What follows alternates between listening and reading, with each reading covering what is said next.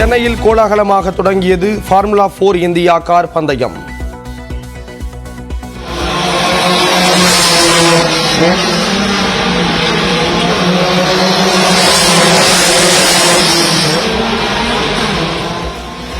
கொடியசைத்து தொடங்கி வைத்த விளையாட்டு மேம்பாட்டுத்துறை அமைச்சர் உதயநிதி.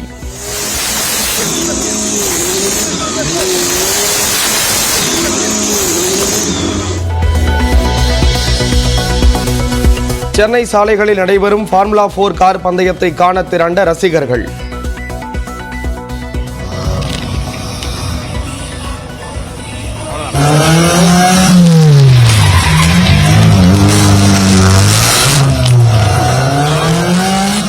கார்களை இரு சக்கரங்களில் மட்டும் இயக்கி சென்னை மக்களை மகிழ்வித்த கார் ரேசர்கள்.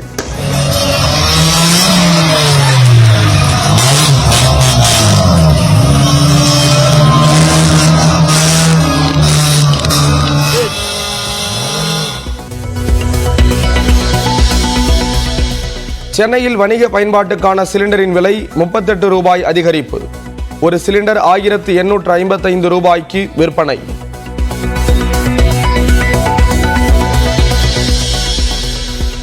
தமிழ்நாட்டில் 25 தேசிய நெடுஞ்சாலை சுங்கச்சாவடிகளில் நள்ளிரவு முதல் கட்டண உயர்வு அமல்.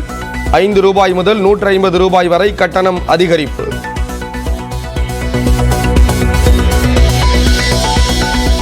மணல் குவாரிகளை திறக்க வலியுறுத்தி செப்டம்பர் 4 சுங்கச்சாவடி முற்றுகை போராட்டம் அறிவிப்பு. சுங்க கட்டண உயர்வை ரத்து செய்யவும் வலியுறுத்தல்.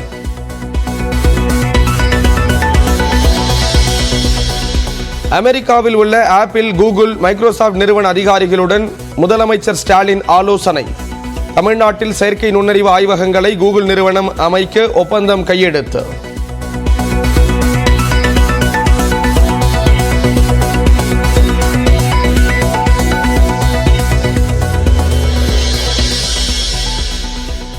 சென்னை, நாகர்கோவில், மதுரை, பெங்களூரு இடையே புதிய வந்தே பாரத் ரயில்களை தொடங்கி வைத்த பிரதமர் நரேந்திர மோடி.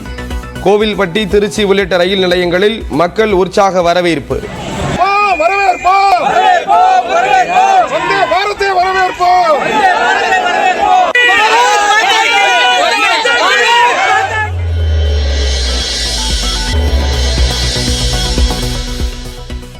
நான் எங்கேயும் ஓடி ஒளியவில்லை என மலையாள நடிகர் சங்க முன்னாள் தலைவர் மோகன்லால் பேச்சு. ஹேமா கமிட்டி குறிப்பிட்டுள்ள பவர் குரூப்புக்கும் தனக்கும் தொடர்பு இல்லை என்றும் முதல் മുറയാக വിളക്കം. ഇങ്ങനെ ഒരു സംഭവം മലയാള സിനിമയിൽ നടന്നു. മോഹൻലാൽ എവിടെയായിരുന്നു, ഒളിച്ചോടി പോയെന്നൊക്കെ പറഞ്ഞു. ഞാൻ ഒരിടത്തേക്ക് ഒളിച്ചോടി പോയിട്ടില്ല. பாலியல் புகாருக்கு உள்ளான நடிகரும் எம்எல்ஏவுமான முகேஷ் ராஜினாமா செய்ய தேவையில்லை. கேரளாவில் நடைபெற்ற மார்க்சிஸ்ட் கம்யூனிஸ்ட் மாநில குழு கூட்டத்தில் முடிவு. சினிமா மட்டுமன்றி மற்ற துறைகளிலும் பெண்கள் பாதுகாப்பு பற்றி பேச வேண்டியுள்ளது. நியூஸ் 18 தொலைக்காட்சிக்கு அளித்த பேட்டியில் நடிகை ராதிகா கருத்து. சினிமா துறையில் மட்டும் இல்லை, நம்ம நாட்டில் எல்லா துறையிலையும் பெண்களுக்கான இன்னும் கொஞ்சம் பாதுகாப்பு நாங்கள் இன்னும் பேச வேண்டியது நிறைய இருக்கு அப்படிங்கிறது என் மனசில் இருக்கு. பாலியல் குற்றங்களுக்கு அரபு நாடுகளில் உள்ளதை போன்ற தண்டனைகள் நமது ஊரில் கொடுக்கப்படாதது ஏன்? நடிகை சனம் ஷெட்டி கேள்வி.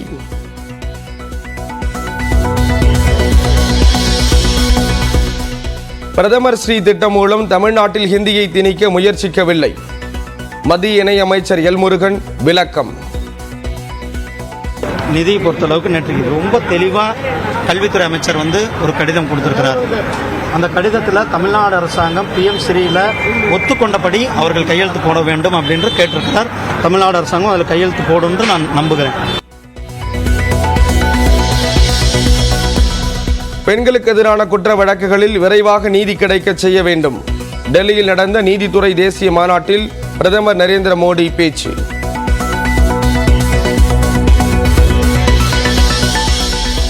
ஹரியானா சட்டப்பேரவை தேர்தல் அக்டோபர் 1ஆம் தேதிக்கு பதிலாக 5ஆம் தேதிக்கு மாற்றம். ஹரியானா, ஜம்மு காஷ்மீர் தேர்தல் வாக்கு எண்ணிக்கை அக்டோபர் 8ஆம் தேதிக்கு தள்ளி வைப்பதாக தேர்தல் ஆணையம் அறிவிப்பு. கூடலூர் அருகே குடியிருப்பு பகுதிக்குள் நுழைந்து வாகனங்களை சேதப்படுத்திய யானை. அச்சத்தில் அலறியடித்து ஓடிய மக்கள்.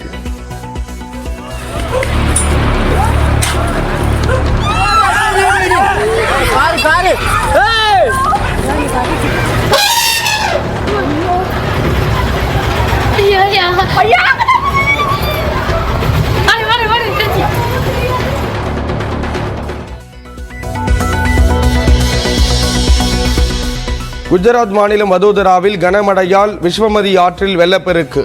குடியிருப்பு பகுதிக்குள் நுழைந்த முதலைகள் மாட்டை இழுத்துச் சென்றதால் பரபரப்பு.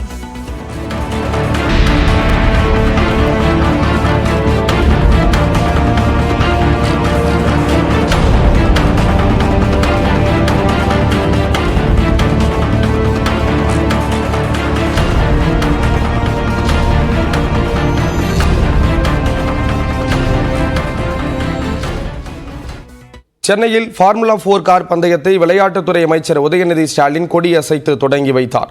முதல் நாளான நேற்று நடைபெற்ற பயிற்சி ஆட்டத்தில் சீறி பாய்ந்த கார்களை பொதுமக்கள் வியப்புடன் கண்டுகளித்தனர்.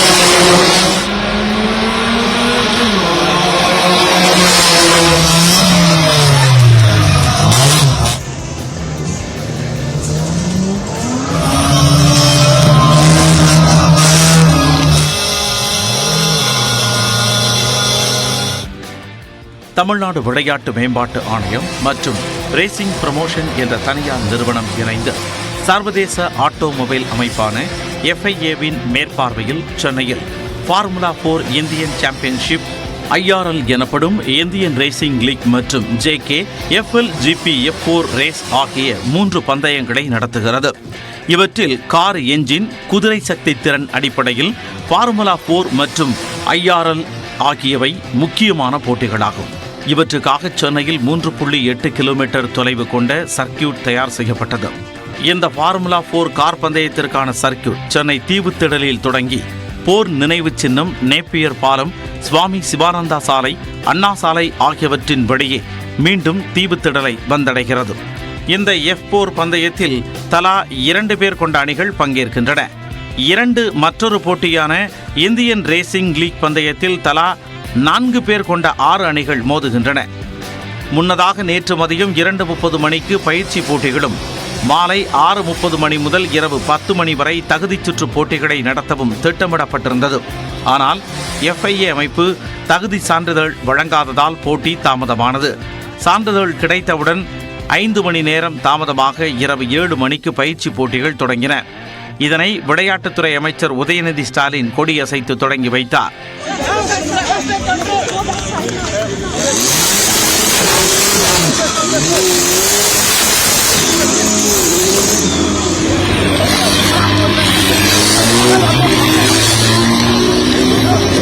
பயிற்சி போட்டியில் பல்வேறு அணிகளைச் சேர்ந்த வீரர்கள் அதிவேகமாக கார்களை இயக்கி பார்வையாளர்களை உற்சாகப்படுத்தினர். பயிற்சிக்கு இடையே அவ்வப்போது கார் சாகசங்களும் அரங்கேறின.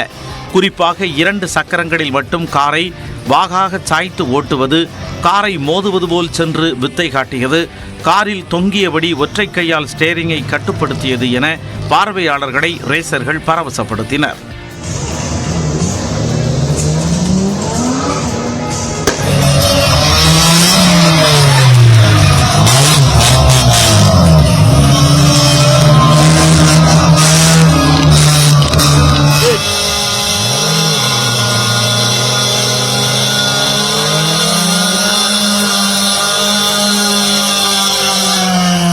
மஞ்சள் நிறத்தில் சாலையை கிழித்தபடி சீறி பாய்ந்த ரேஸ் கார்கள் சட்டென்று பிரேக் அடித்து நிற்கும்போது வெளிப்பட்ட ஓசை பார்வையாளர்களுக்கு புதுவித அனுபவத்தை கொடுத்தது.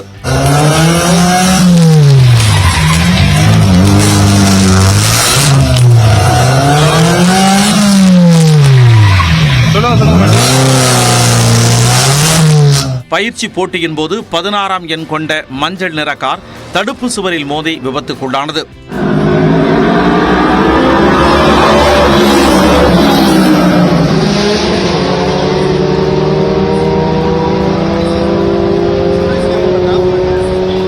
ஃபார்முலா கார் பந்தயங்களை சென்னை நகருக்குள்ளாகவே காணும் வாய்ப்பு கிட்டியதால் விசிலடித்தும் ஒலி எழுப்பியும் ரசிகர்கள் ஆரவாரம் செய்தனர்.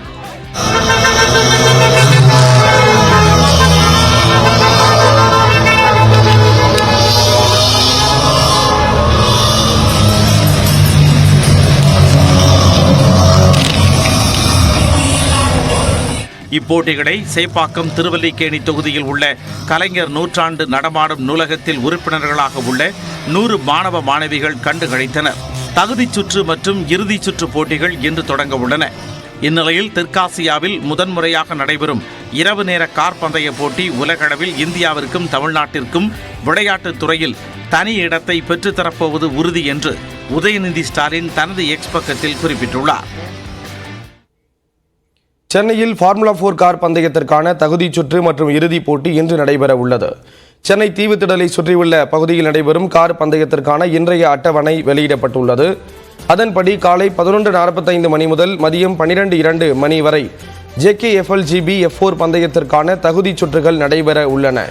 இதனைத் தொடர்ந்து மதியம் 1:20 மணிக்கு 8 சுற்றுகள் கொண்ட JKFLGB F4 ரேஸின் பிரதான போட்டி நடைபெறும் என்று அறிவிக்கப்பட்டுள்ளது. இதேபோன்று இந்தியன் ரேசிங் லீக் போட்டிக்கான முதல் தகுதி சுற்று 12:15 மணி முதல் 12:25 வரையிலும், இரண்டாவது தகுதி சுற்று போட்டி மதியம் 2 மணி முதல் 2:10 மணி வரையிலும் நடைபெற உள்ளன.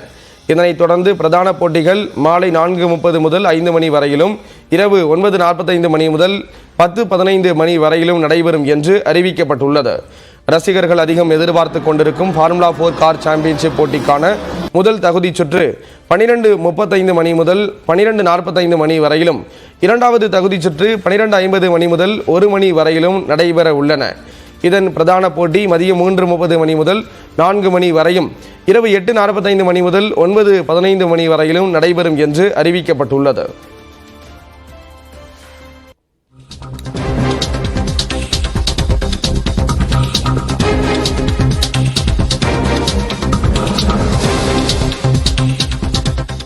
காவிரி ஆற்றில் நீர்வரத்து மேலும் அதிகரித்திருப்பதால் அருவியில் குளிப்பதற்கும் பரிசல் இயக்குவதற்கும் மீண்டும் தடை விதிக்கப்பட்டிருக்கிறது. ஒகேனக்கல் அருவியில் குளிப்பதற்கும் பரிசல் இயக்குவதற்கும் மீண்டும் தடை விதிக்கப்பட்டிருக்கிறது. பிலிகுண்டுலுவிற்கு வினாடிக்கு 25,000 கனஅடி நீர் வந்து கொண்டிருப்பதன் காரணமாக இந்த தடையானது விதிக்கப்பட்டிருக்கிறது. நீர்வளத்து மேலும் அதிகரிக்க வாய்ப்புள்ளதால் அருவியில் குளிக்க பரிசல் இயக்க தடை விதிக்கப்பட்டிருக்கிறது.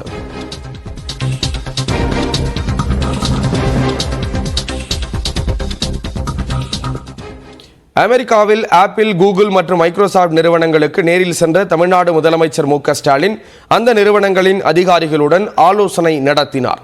மேலும் தமிழ்நாட்டில் செயற்கை நுண்ணறிவு ஆய்வகங்களை அமைக்க முதலமைச்சர் முன்னிலையில் கூகுள் நிறுவனம் புரிந்துணர்வு ஒப்பந்தம் மேற்கொண்டது.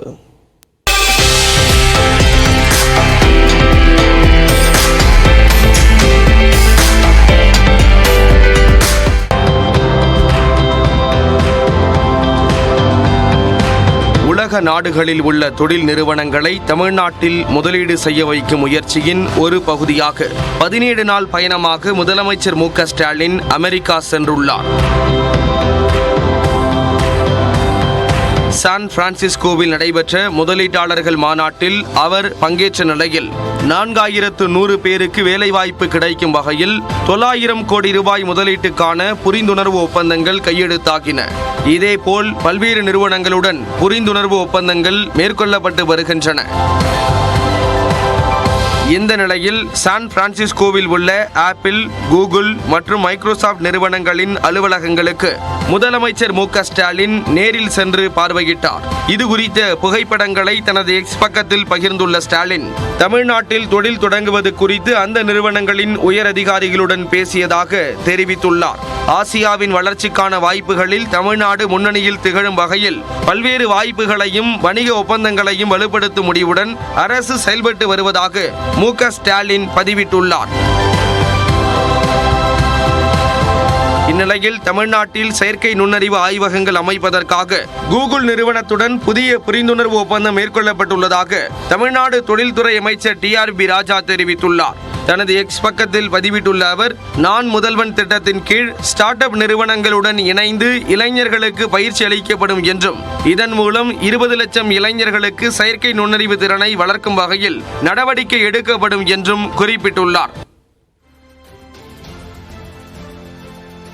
தமிழ்நாட்டில் 20 லட்சம் இளைஞர்களுக்கு AI எனப்படும் செயற்கை நுண்ணறிவில் கூகுள் மூலம் பயிற்சி அளிக்கப்படும் என தொழில்துறை அமைச்சர் TRB ராஜா தெரிவித்துள்ளார். தொழில் முதலீடுகளை ஈர்க்க அமெரிக்கா சென்றுள்ள முதலமைச்சர் மு.க. ஸ்டாலின் முன்னிலையில் கூகுள் நிறுவனத்துடன் தமிழ்நாடு அரசு ஒப்பந்தத்தில் கையெழுத்திட்டுள்ளது. அந்த ஒப்பந்தத்தின்படி ஏற்கனவே அறிவிக்கப்பட்ட பிக்சல் 8 செல்போன்களை கூகுள் நிறுவனம் சென்னையில் தயாரிக்கும். தமிழ்நாடு அரசு ஊழியர்களுக்கு செயற்கை நுண்ணறிவு குறித்த பயிற்சிகளை கூகுள் நிறுவனம் வழங்கும். நான் முதல்வன் திட்டத்தின் கீழ் திறன் மேம்பாட்டு பயிற்சி பெறும் லட்சக்கணக்கான இளைஞர்களை எதிர்காலத்திற்கான வேலைவாய்ப்பில் திறமைக்க பணியாளர்களாக மாற்றும் முயற்சியாக AI தொடர்பான பயிற்சிகள் கூகுள் மூலம் வழங்கப்படும். ஸ்டார்ட் அப் நிறுவனங்கள், சிறு குறு மற்றும் நடுத்தர தொழில் நிறுவனங்களுக்கும் AI தொழில்நுட்பத்தை புகுத்த கூகுள் நிறுவனம் கை கொடுக்கும்.